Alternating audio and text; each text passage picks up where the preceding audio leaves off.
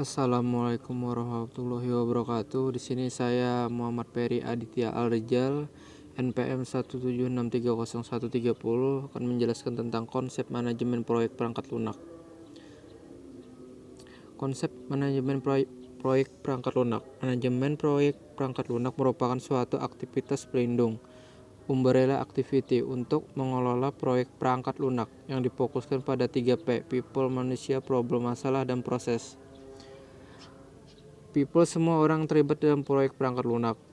Untuk problem, menentukan ruang lingkup dan batasan proyek perangkat lunak sekaligus teknik pemecahannya. Untuk proses, kerangka kerja komprehensif dalam pembangunan perangkat lunak. People, para pemain. Senior manager, yang menentukan isu-isu bisnis sering memiliki pengaruh penting dalam proyek. Project technical manager, yang harus merencanakan, memotivasi, organisasi, dan mengontrol sebuah produk atau aplikasi. Practitioners, yang menyampaikan keterampilan teknik yang diperlukan untuk merekayasa sebuah produk atau aplikasi. Customer, yang menentukan jenis kebutuhan bagi perangkat lunak yang akan direkayasa.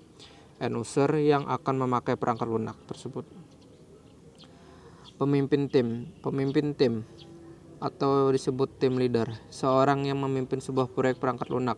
Syarat model kepemimpinan motivasi, kemampuan untuk memberi dorongan pada staf teknis untuk menghasilkan sesuatu dengan kemampuan terbaiknya.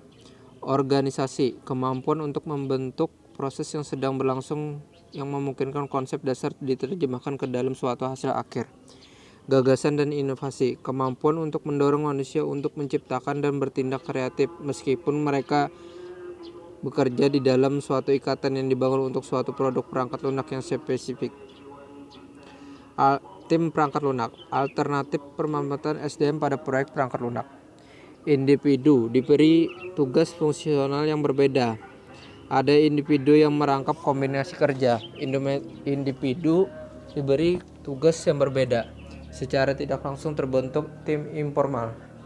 Individu dibagi per tim. Setiap tim mempunyai tugas yang spesifik. Struktur tim yang terbaik berdasarkan gaya manajemen, jumlah orang, tingkat keahlian, dan kompleksitas masalah. 3 organisasi tim atau disebut mantai. Demokratik, tidak ada pemimpin yang tetap. Keputusan diambil secara bersama-sama, hubungan horizontal. Controlled decentralized, ada pemimpin untuk setiap teks dan subpemimpin untuk subteks. Terjadi komunikasi horizontal dan vertikal. Control centralized, ada tim leader untuk top level problem solving dan seterusnya. Faktor-faktor dalam perencanaan struktur tim RPL.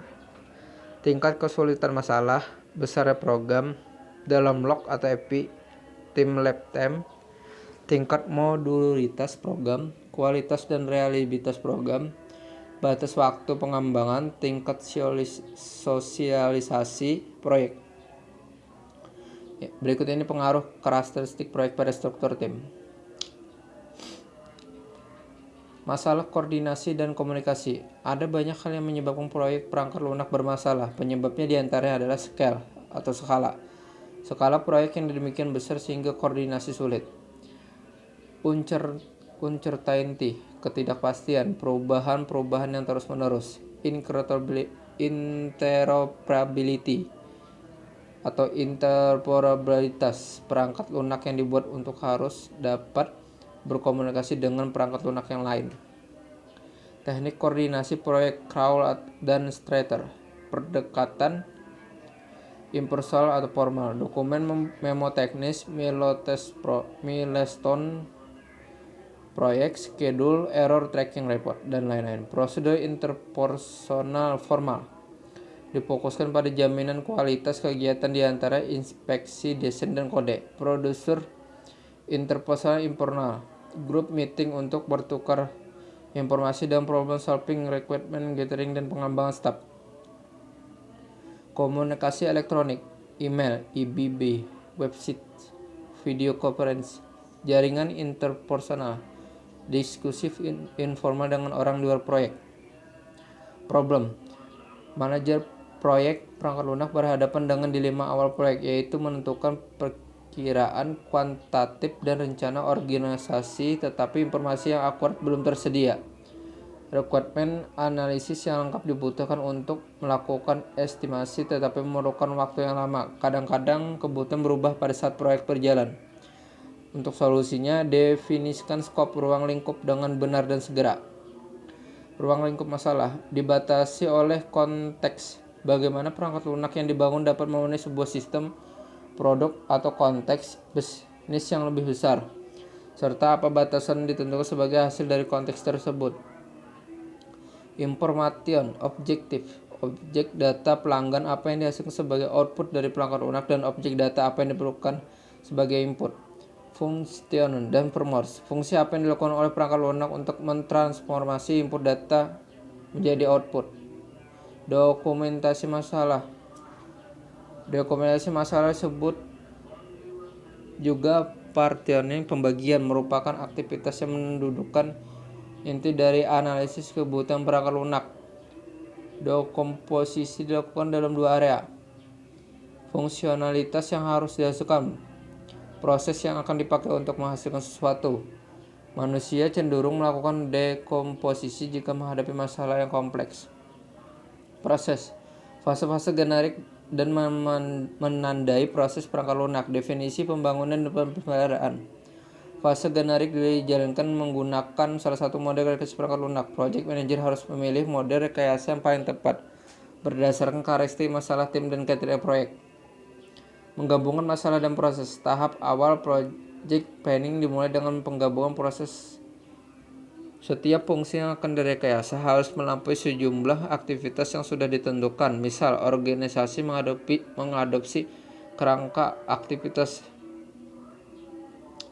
Berikut ini adalah sebagai berikut: customer communication, planning, risk analysis, engineering, consideration and release, customer evaluation.